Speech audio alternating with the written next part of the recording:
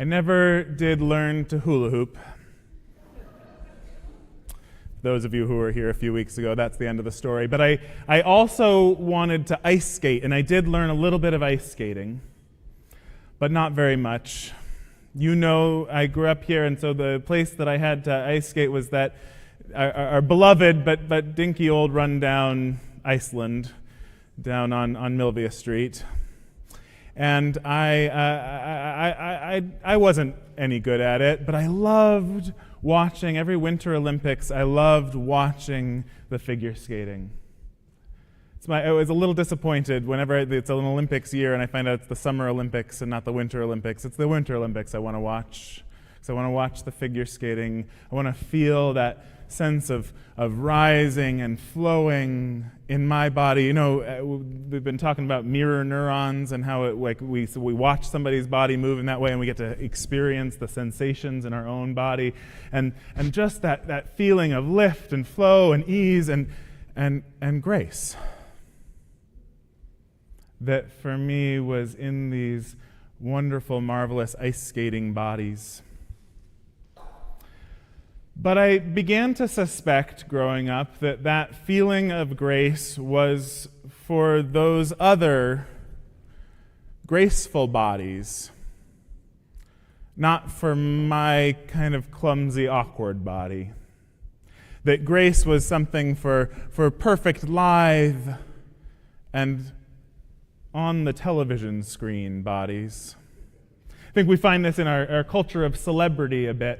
This idea that grace is for some and not for all. It's an old idea, right? It's that old Calvinist idea of grace. And I'm gonna take aim at Calvin because we like to, us Unitarian Universalists, take aim at Calvin. I hear that there's some redeeming, some saving graces. And Marilyn Robinson's got a new book out, and she seems to appreciate him. So I'm gonna see what she has to say. But for now, Calvin.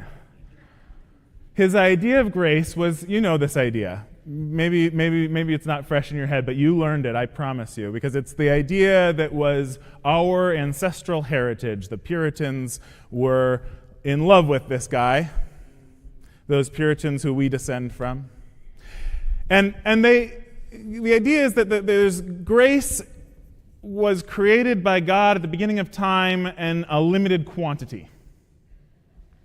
There is a precise amount of grace available, and also at the beginning of time, God has allocated that grace to some and not others. Right? This is the elect and the reprobate.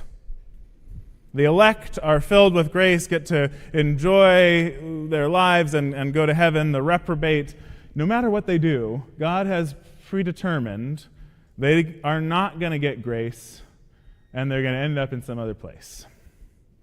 This is the Calvinist idea of grace, and it's one of those awful theological ideas that's gotten human beings into all sorts of messes for quite a long time now. And I think we see it in our own lives, and we see it in our culture, this culture of celebrity that idolizes the glamorous, that says only some have access to the highest tiers of grace. That grace is reserved for some and not for others. So I was walking around in my life, living in my embodied sense of grace was probably not for me when I stumbled into Interplay, the studio down in Oakland where Phil Porter, who came and preached with us last week, and his collaborative partner Cynthia Winton Henry had been practicing this mix of movement and storytelling and singing, theology and embodied practice.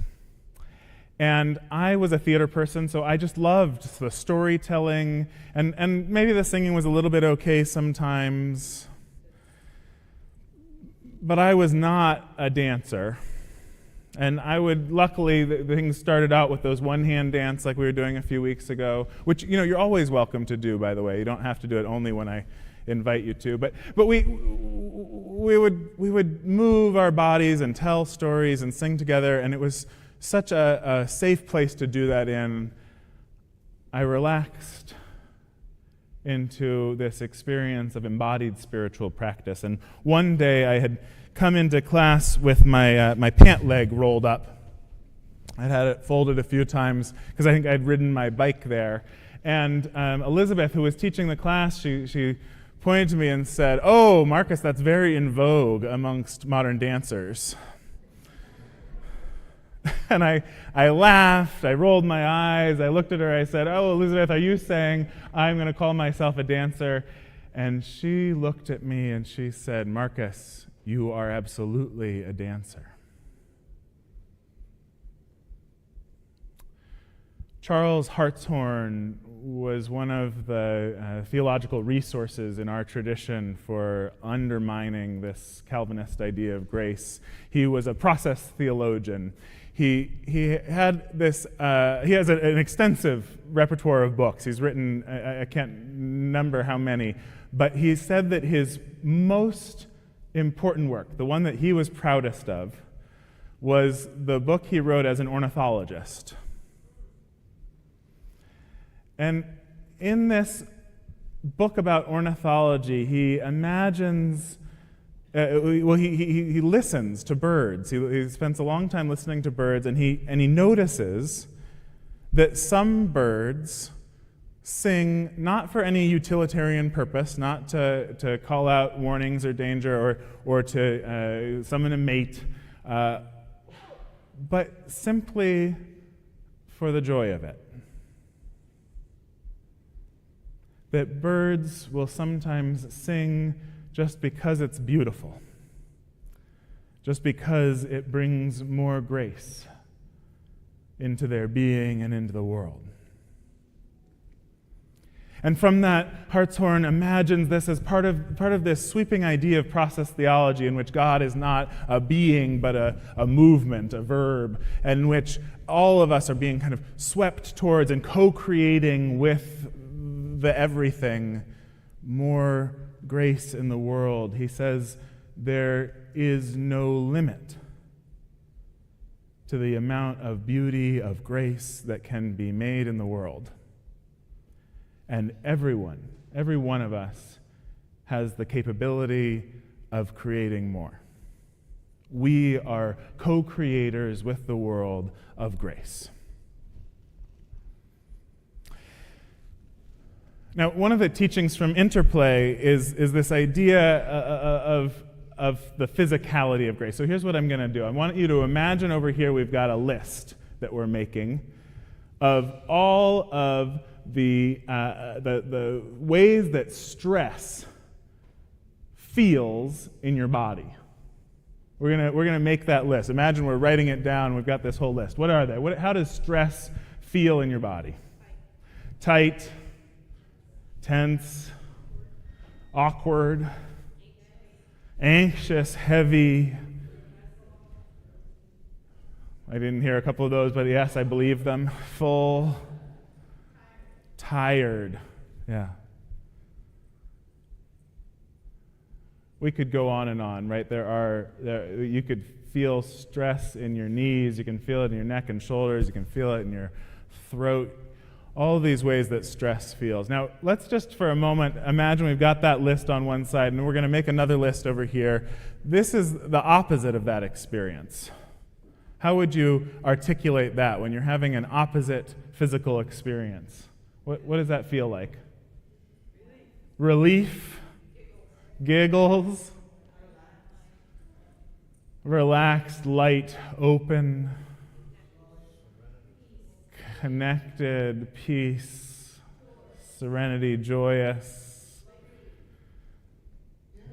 energy, breathe, deep breaths, optimism,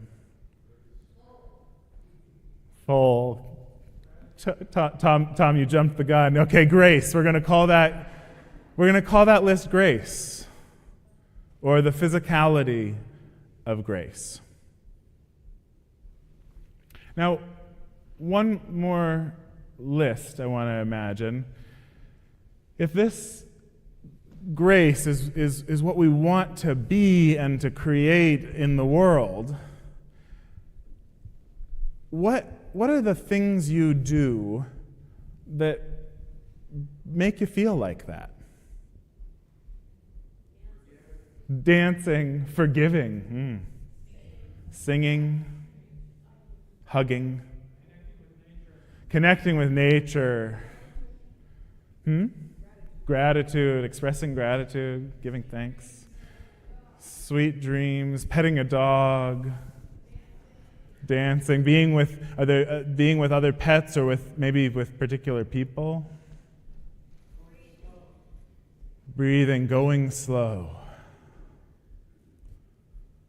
And here's the insight that I would just, every time I've heard, Phil, this is all stuff I learned from Phil. This could be the subtitle for this whole worship series, Things I Learned from Phil Porter. But what Phil would say every time we talk about this, well, if you know this is what grace feels like, this physicality of grace, and you want to have that experience and make more of it in the world, and you know the things that make that experience, well, then you can choose to do things that bring more grace into your life and into the world.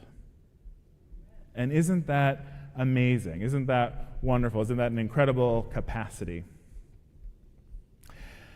Now, lest we get back into a polarized Calvinist thing with the stress over here, I do think it's important to note that stress is actually a valuable part of our physiology, right? If there's a bear that's not sitting and meditating, it's a good thing to feel stressed in response, right? To activate that. I don't know, are you supposed to run away from a bear or get big or run up a tree? Who knows? But you're supposed to do something and do it quickly. And so you need to have your stress system, your sympathetic nervous system get online real quick and get you to act. The challenge is, in our modern lives, our stress systems are overactivated all the time. Every time a car goes past, it can feel like, oh, a bear. Our sympathetic nervous systems are online way too much. And we don't have enough practices in our cultural shared bodily system to complete that stress response cycle and release so that the other side, the parasympathetic nervous system, can come back on. That system that's about rest and digest. That system that allows us to generate more grace. I've been thinking about this week how we're at the 4th anniversary of lockdown, that time when a lot of us got a big dose of that sympathetic nervous system stress in our bodies. Do you remember that? Can you still remember how it landed in your body? Lockdown. I just remember how tight I was in my throat, how I felt like I needed to just hold on to everything in order to make it through, to adapt, to get the food to feed the family, to get the worship service to happen every Sunday. That sense, I'm sure every one of us in our own ways figured out how to cope. And then, as time went on, it became clear this was going to be how we were living for a while.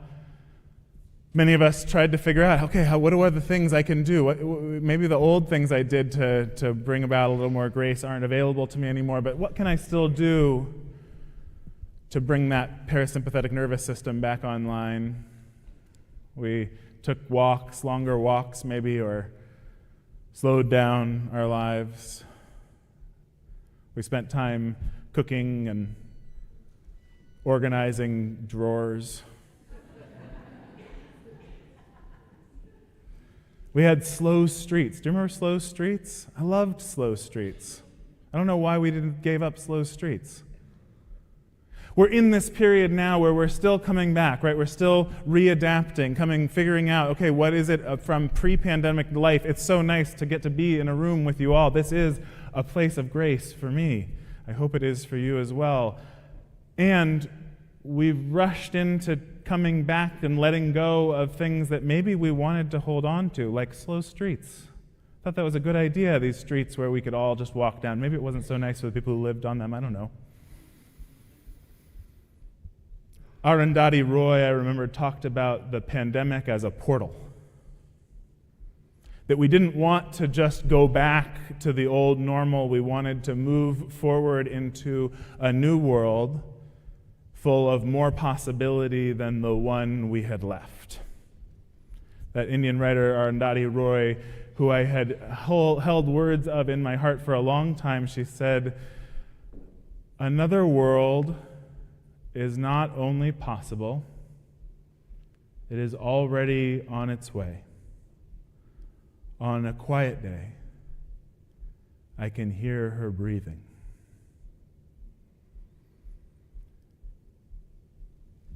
We are in this time of waking to vision, of imagining who we are and what we will become.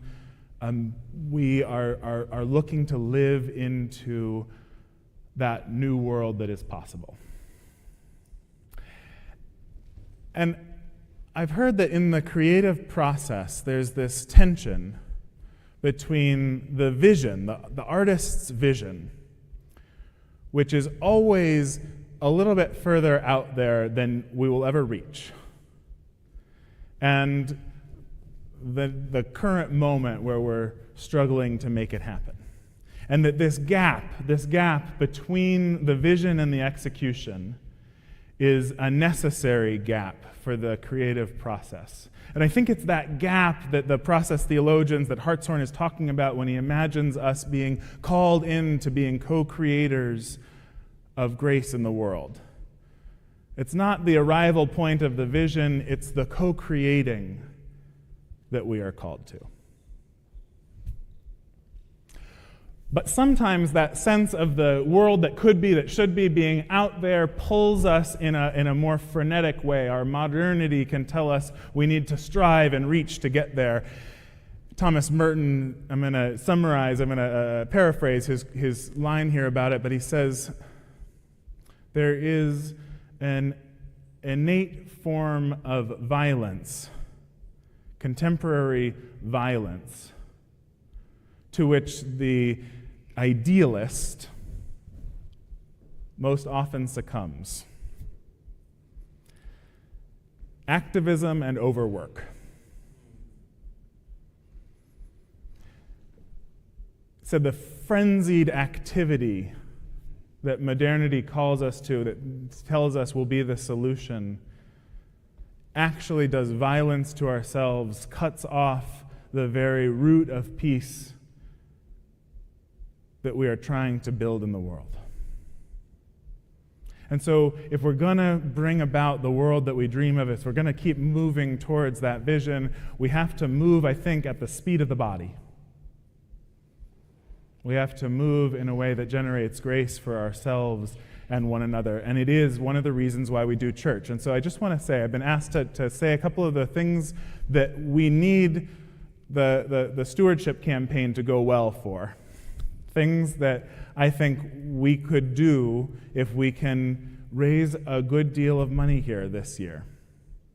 The first is that we have staff who are not paid at the levels that they should be. So we've got 10 of our staff members who are half to full-time staff members, and 40% of them, of that half to full-time staff, are not paid even at the minimum of our association's pay scales for their positions. So it's a heavy lift to bring everybody up to those levels and to give everyone cost of living increases in this, time in which we're recovering from fast whatever that word is, when money gets to be valued less. Thank you, that one, yeah. You'd think I'd know it by now.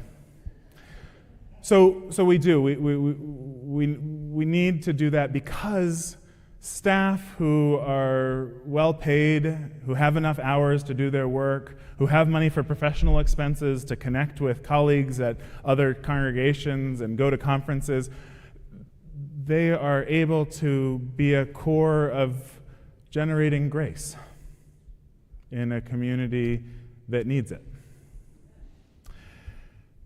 And it's also hard to imagine some of the other things, the other visions that we have of what we would love to do when we have staff below those minimums, right? So we would love to bring everybody up, and then we'd love to make sure that there's some more technology that makes our services and other events accessible. It would be great to have a monitor up here. When folks are sitting up here on the chancel, they have a hard time hearing what's going on. It would be great to be able to hear it. It'd be great to have a screen so that the stuff you're seeing, we can see up here on the chancel. It would be great to turn our fireside room into another live streaming venue. Right now we have like 3 computers are necessary to make any event in there live stream, and we cope, we can make do, but it would be great to equip it. It would be really wonderful to expand the amazing work that our kitchen crew does every Sunday to feed us those snacks and lunches, that hospitality that is actually quite rare in our society. And I would love to bring in young musicians and artists to develop a different kind of service, a sunset service that we would do to specifically speak to folks in their 20s and 30s and 40s who might be longing for a place of grace and rest and renewal, but not be able to find it accessible if they showed up on Sunday morning the way we do things now. I would love to do things like this, and for all of that, we will need more funds. So I just wanted to mention it, because if you haven't given already, if you haven't pledged, or if you've pledged already and you find any of that's inspiring and you want to increase it, please, go right ahead. Because we can be a place where we remind ourselves and each other and the world that there is no limit to the amount of beauty and grace that can be made. And that every one of us can be a co-creator of that grace. May it be so, and amen.